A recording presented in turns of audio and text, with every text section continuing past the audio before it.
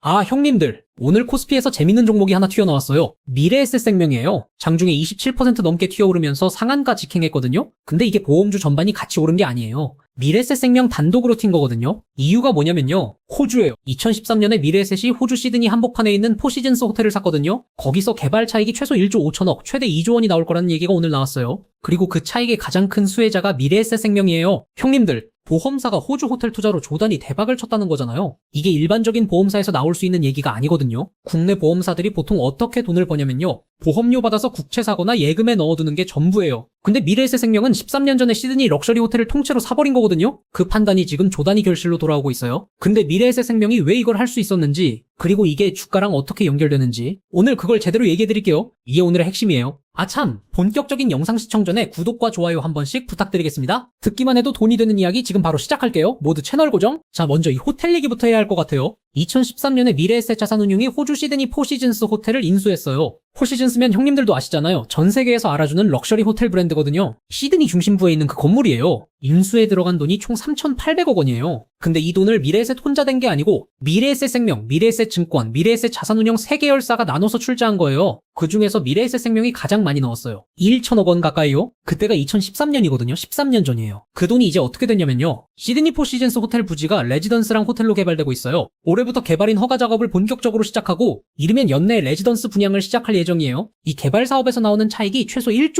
5천억, 최대 2조 원으로 관측되는 거거든요. 계산이 어떻게 되냐면요. 3,800억 투자해서 2조 차익이면 투자 수익이 5배가 넘는 거예요. 13년 만에 5배예요. 그리고 이 차익의 수혜를 가장 크게 받는 게 1,000억 가까이 출자한 미래에셋생명이에요. 박현주 미래에셋 회장이 직접 이렇게 얘기했거든요. 스페이스X 투자 성공 사례와 마찬가지로 큰 주목을 받을 것이다. 스페이스X랑 비교한 거잖아요. 스페이스X가 뭐냐면요. 일론 머스크가 만든 우주 탐사 기업인데 미래에셋이 초기에 지분을 사둬서 엄청난 수익을 낸 걸로 유명해요. 그걸 호주 호텔이랑 같은 선상에 놓은 거거든요. 그만큼 이번 호텔 개발 성과에 자신이 있다는 얘기예요. 자, 정리하면요. 2013년에 1,000억 가까이 넣은 호주 호텔이 올해 개발 차익 2조를 바라보고 있고 그 수혜를 가장 크게 받는 회사가 미래에셋생명이에요. 그러니까 오늘 주가가 튄 거거든요. 근데 형님들, 여기서 그냥 넘어가면 안 되는 게 있어요. 이걸 단순히 호텔 팔아서 돈 벌었다로만 보면 진짜 중요한 걸 놓치는 거거든요. 이게 미래에셋생명이 지금 가려고 하는 방향이랑 정확하게 맞닿아 있어요. 미래에셋생명이 공식적으로 선언한 게 있어요. 한국판 버크셔 해서웨이예요. 형님들, 버크셔 해서웨이 아시잖아요. 워런 버핏이 운영하는 그 회사요. 버크셔 해서웨이가 원래 섬유회사였는데 지금은 세계 최고의 투자 지주회사가 됐잖아요. 비결이 뭐냐면요. 보험이에요. 버핏이 어떻게 했냐면요. 보험사를 인수해서 고객들한테서 보험료를 받아요. 보험료는 사고 나기 전까지는 회사 돈처럼 쌓이잖아요. 그 돈으로 코카콜라, 애플, 아메리카 익스프레스 같은 주식을 사서 수십 년을 굴리는 거예요. 보험료라는 이름의 무이자 대출을 받아서 투자하는 셈이거든요. 형님들, 이게 얼마나 강력한 구조냐면요. 내 돈이 아니라 고객 보험료로 투자를 하는데 그 투자 수익은 내가 다 가져가는 거예요. 버핏이 60년 넘게 이 구조로 버크셔 해서웨이를 세계 시가총액 7위 회사로 만들었거든요. 미래에셋생명이 바로 그 모델을 한국에서 하겠다는 거예요.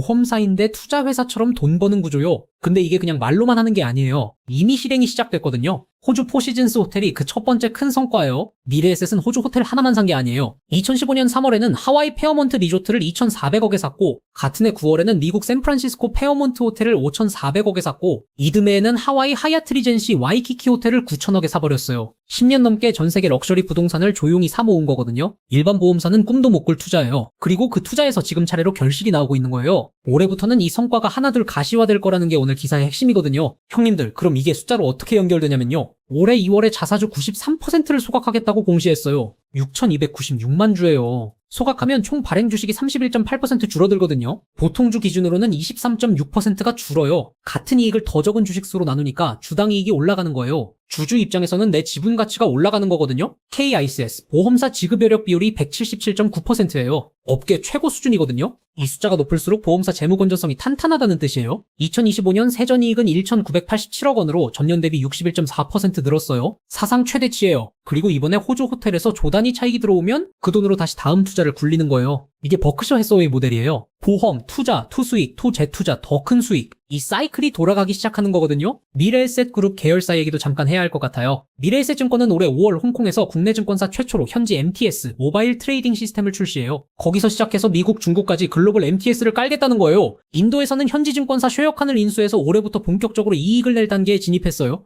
미래에셋 자산운용은 미국 글로벌 X라는 ETF 운용사를 2018년에 샀는데 인수 당시 운용 규모가 8조 원이었는데 지금은 130조 원이에요. 16배가 됐거든요. 그룹 전체가 해외 투자에서 하나씩 성과를 내고 있는 거예요. 미래에셋생명은 그 그룹의 보험 계열사로서 같은 DNA를 공유하고 있는 거거든요. 형님들, 그러면 이게 주가에 어떤 의미냐는 거잖아요. 오늘 주가가 27% 넘게 튀었거든요. 13,400원에 시작해서 장중 최고 17,080원까지 갔어요. 기억하시잖아요. 이 종목이 2월 20일에도 상한가였어요. 이유는 상법 개정안 법사위 통과였거든요. 2월 23일에도 상한가였어요. 이틀 연속이었거든요. 3월 5일에도 상한가였어요. 이때는 자사주 93% 소각 공시였거든요. 그 이후로 조정을 받다가 9,000원대까지 내려왔는데 오늘 호주 호텔 재료로 또 한 번 치고 올라온 거예요. 상법 개정, 자사주 소각, 토호주 호텔 차익, 재료가 연달아 쌓이고 있거든요. 그러면 지금 이 주가가 어디쯤인지 봐야 해요. 2월 고점이 16,700원대였고 오늘 다시 그 수준까지 올라온 거잖아요. 고점에서 또 한 번 저항을 받을 수 있는 구간이거든요. 근데 형님들, 여기서 냉정하게 봐야 할 부분도 있어요. 오늘 같이 나온 다른 기사가 하나 있어요. 미래에셋생명 소속 설계사가 고객한테서 27억 4천만 원을 투자 명목으로 편취한 사건이에요. 근데 이게 2015년부터 2022년까지 7년 동안 일어난 일인데 회사가 이걸 안 건 2026년 3월이에요. 편취가 끝나고 4년이 지난 다음에야 안 거거든요. 최초 편취 행위로부터는 무려 10년 4개월 만이에요. 작년에도 비슷한 사건이 2번 있었어요. 작년 6월에 GA 설계사가 5억 편취, 작년 3월에는 GA 소속 설계사 30명이 1,400억 규모 폰지 사기에 가담했거든요. 피해자 350명, 피해 금액 293억 원이에요. 내부 통제 문제가 계속 반복되고 있는 거거든요. 한국판 버크셔 해서웨이 되겠다고 하는데 정작 안에서 이런 사고가 연달아 나오고 있는 거잖아요. 형님들, 내 소중한 돈 생각하면 이 부분을 절대 그냥 넘기면 안 되는 거예요. 오늘 주가 급등이 호텔 재료에 반응한 건데 이 내부 통제 이슈가 언제 다시 불거질지 모르는 리스크가 있어요. 또 호주 호텔 차익이 연내 레지던스 분양 시작 예정이라고 했는데 분양이 계획대로 안 풀릴 수도 있고